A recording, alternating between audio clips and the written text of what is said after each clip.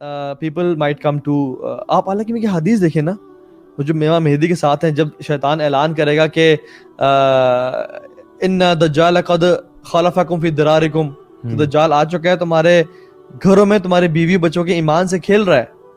امام مہدی 10 ہارس مین بھیجیں گے, مطلب 10 ایروپلینز نہیں, 10 گاڑیاں نہیں, 10 ہارس مین.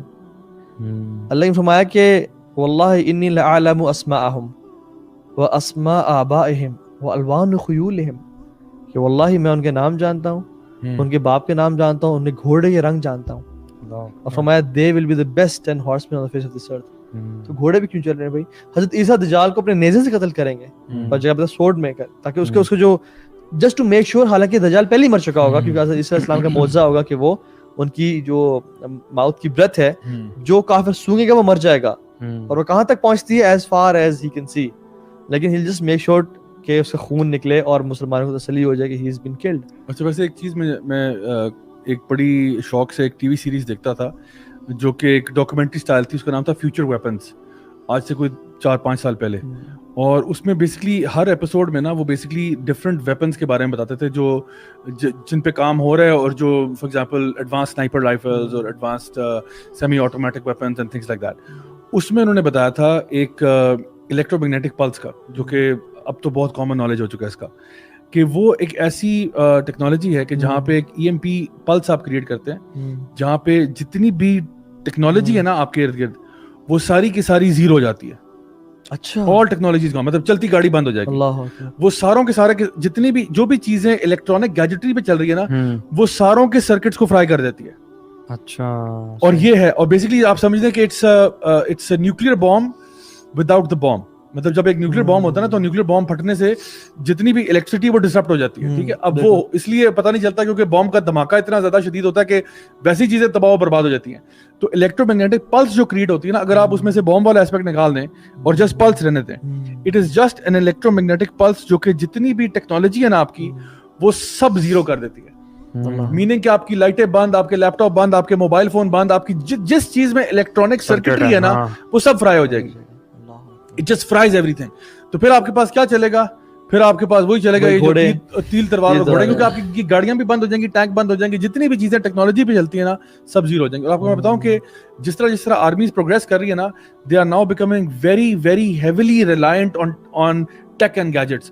ابھی آپ کسی امریکن سولجر کا پورا گیئر دیکھیں ذرا, اس میں سیٹ نیو بھی لگا ہوا ہے, اس میں جی پی آر ایس, اس میں جو نا جی پی ایس سسٹمز بھی ہیں, اس میں یہ بھی ہے وہ بھی ہے, حتیٰ کہ وہ اب تو وہ جو ان کی جو گنز ہیں وہ بھی لیزر گائیڈڈ, اور اس میں بلٹس بھی ایسی آ رہی ہے, بلسٹکس ایسے آ رہے ہیں جو کہ گائیڈڈ ہو سکتے ہیں. سو اور پھر ڈرونز ہیں آپ کے پاس, ہر چیز جو ہے نا وہ جب تک اس کی ٹیکنالوجی پاس نہ ہو, بلکہ اس نے اپنے ساتھ وہ گیئر لگایا ہوتا ہے جہاں پہ وہ کمیونیکیٹ کر رہا ہوتا ہے باقی سولجر کے ساتھ, ایک آنکھ پہ اس کو ویژول نظر آ رہے ہوتے ہیں ایگزیکٹلی, پھر وہ ڈفرنٹ ڈرونز بھیجتے ہیں جو سی کے اگلے سائڈ پہ کیا چیزیں آ رہی ہیں. تو وہ بڑا ہیویلی مطلب ریلائی کرتے ہیں ماڈرن وارفیئر کے اندر ٹیک اینڈ گیجٹس کے اوپر.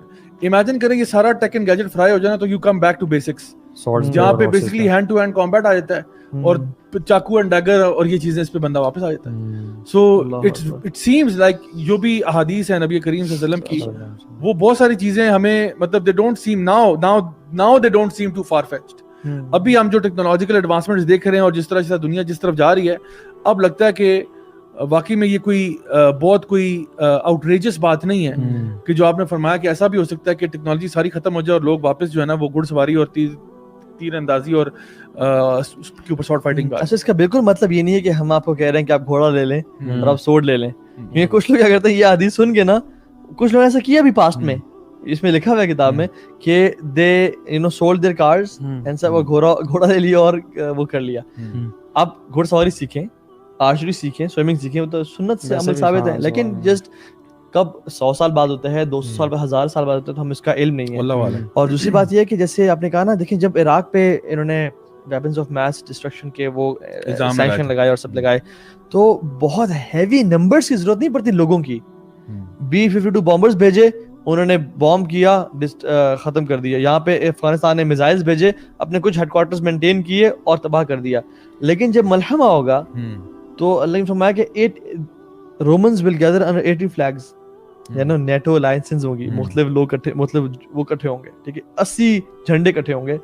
ایچ ول کنٹریبیوٹ, مجھے بھی ایگزیکٹ نمبر بھول گیا, لیکن اراؤنڈ 120,000 سولجرز ایچ ول کنٹریبیوٹ. या 12,000 है या 120,000 है, और इट्स अ ह्यूज नंबर. इतने बड़े नंबर की क्या जरूरत है भाई?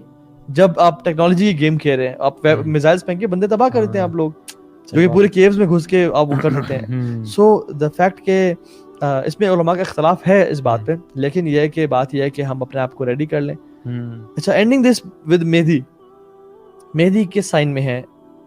ना माइनर में है ना मेजर में है.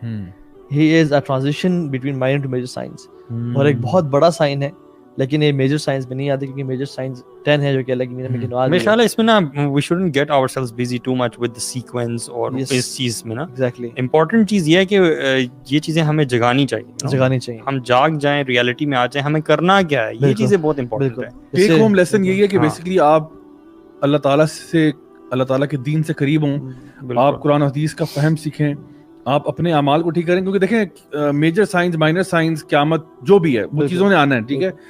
आपका जो टाइम है ना वो तो आपकी मौत पे खत्म हो जाएगा ना, तो आपको चाहे इनमें से कोई साइन मिले या ना मिले, दैट इज इररिलेवेंट. आपकी जरूरी है कि आपकी जब मौत होगी तो आपका हिसाब शुरू है. तो इसलिए हमें ये चाहिए कि हम लोग अपने आप को दीन के साथ जोड़ के रखें ज्यादा से ज्यादा, खासतौर पर जो मेजर जो आपके माइनर साइंस है, मेजर साइंस है, ये आपके ईमान का हिस्सा है. यानी वो जो जिब्रील अलैहिस्सलाम की जो हदीस है जहाँ पे उन्होंने पूछा कि जी ईमान क्या है, इस्लाम क्या है, और फिर उन्होंने साइंस का पूछा. यानी वो जो हदीस है जिसमें बताया गया कि जी इस्लाम ये है, यानी इस्लाम का मतलब है नमाज, रोजा, कलमा तय्यबा, ये वगैरह वगैरह. फिर ईमान क्या है? ईमान आमना बिल्लाहि व मलाइकती, वो जो ना पूरी वो जो लिस्ट है. और फिर उसके बाद पूछा कि अच्छा मुझे tell me about the our. तो फिर आप ने कहा कि आवर का तो मुझे नहीं पता, लेकिन मैं बहरहाल साइंस बताता हूँ. तो उलमा ने कहा कि ये जो साइंस ऑफ द आवर है ना, ये भी आपके ईमान का हिस्सा है कि जहाँ पे आपको पता होना चाहिए. बिकॉज वही बात जो मैंने शुरू में कही थी कि अगर आपको पता ही नहीं है कि साइंस क्या है तो फिर क़यामत आपके सर पे आई भी और आप बैठे हुए हैं. और आपको अमल पे मजबूर करते हैं, अमल पे ना